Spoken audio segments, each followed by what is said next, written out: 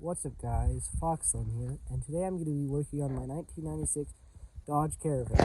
And today, in this video, I'm going to be replacing this door handle, sliding door handle, and the door paneling I'm going to be trying to fix, because as you can see, it's loose because the plastic things that hold in the panel are broken, and it keeps catching on here and breaking it more, so I don't want it to do that.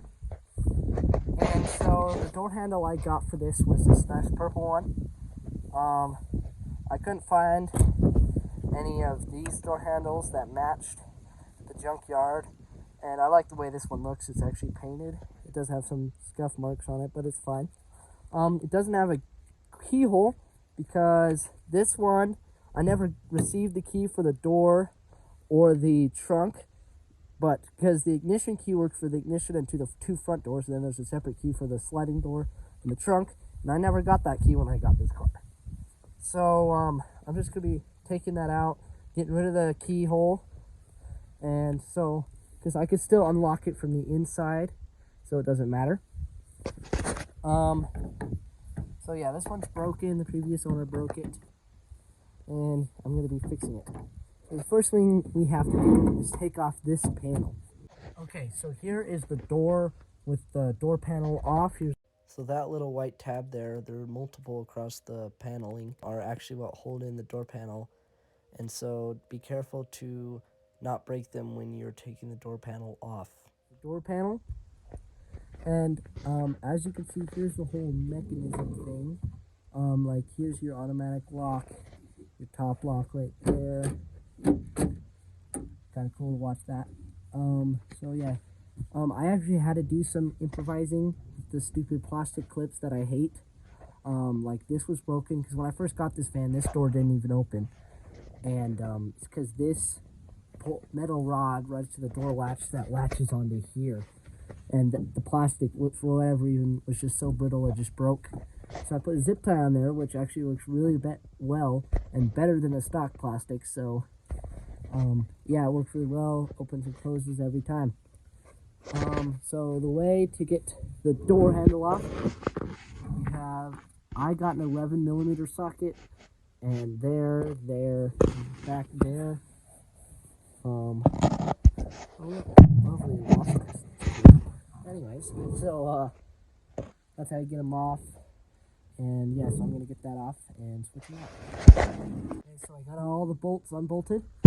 And the way to get that metal piece out of that plastic without breaking it is you push the bottom of the plastic that way, so then the bottom of the metal comes out, and then you just pull it out gently, and you can strap for both. And now the door handle comes out. So the reason why this handle stopped working is because they pulled it so hard that it just snapped that right off. So, as you can see, that's what pulls down on that to unlatch it. And they just pulled it so hard that it broke off. And so, just be gentle with your door handles, and they won't break. Always be careful when putting something in a door, because, well, I dropped my socket in the door. So now I'm going to try to get it with this magnet. Everyone, get yourself one of these. Alright, I got the handle snapped in. I got the door mechanism all hooked up there. Since there is no lock, this will just hang right here. It doesn't matter though. So let's test it.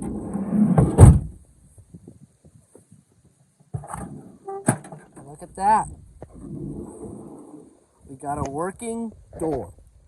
So I've been trying to figure out a way to combat this, make this stay long term. And so I figured out a solution. So there used to be a little plastic tab right there that held it onto this piece of metal, and then there was a plastic tab in the inside of this that held in there, and as you can see, it snapped off in that, and the tab up here is missing. So what I did is I put this bolt in here, and I just bolted it in through here, and it stays on really tightly.